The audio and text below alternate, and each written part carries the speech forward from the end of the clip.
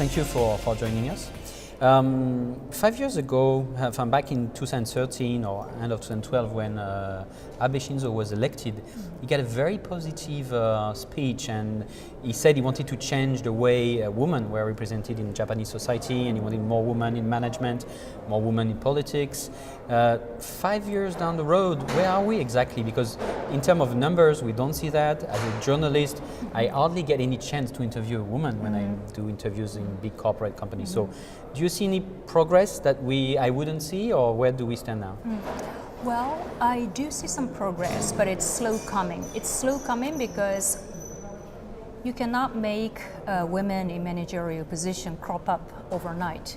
So you need the pipeline, and we have hugely underinvested in women over decades. Therefore, you cannot catch up over just a few years. So the intention is there. I think the real progress has been on the social infrastructure side.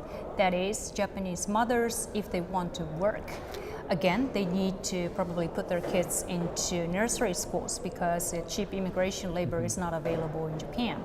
Now, there's been a number of nurseries that were open under Abenomics, so the social infrastructure is slowly getting there. But in terms of getting the women into the managerial position, let alone to board positions, that would take some years because we're still investing in the pipeline. But at the same time, if we provide those daycare for women, the moment they leave the career track, it's very difficult for them to come back in a career mode. They would end up doing, even if they are highly skilled, most of them have better skills than men if we look at the numbers out of university. So it's not, you think the way companies are looking at that it's unacceptable still for somebody to leave the company for 2, 3 or 4 years and to come back and they're seen as useless. Does it change in big companies? That is a big problem that you just mentioned, and people are pushed into kind of a mummy track that is not the same trajectory as they were before.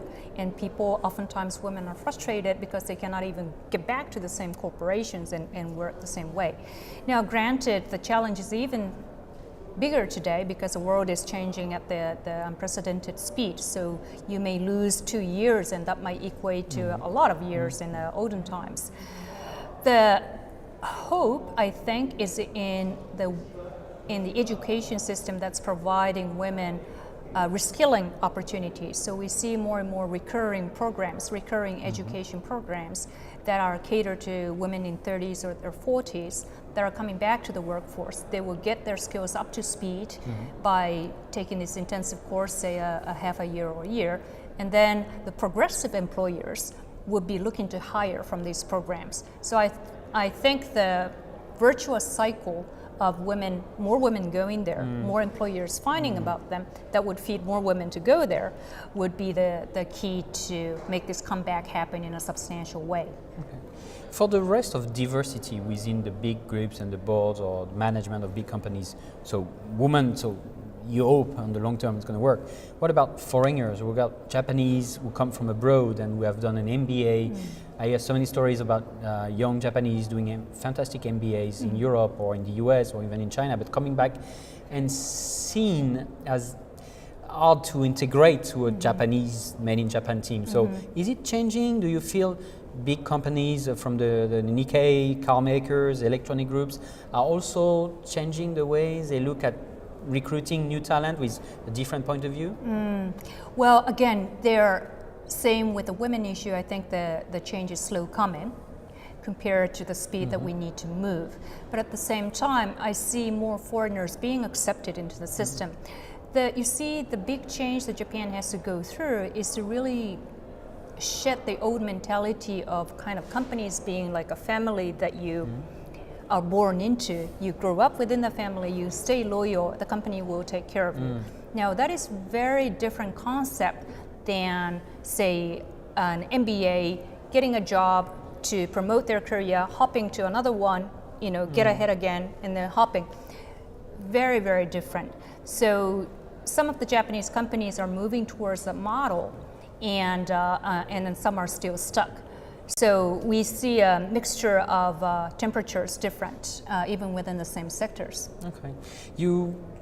What the reform of the pension age, and Abe wants you don't have enough workforce. The Japanese government would like to expand the time people work and maybe push everybody to work after 65 or up to 70.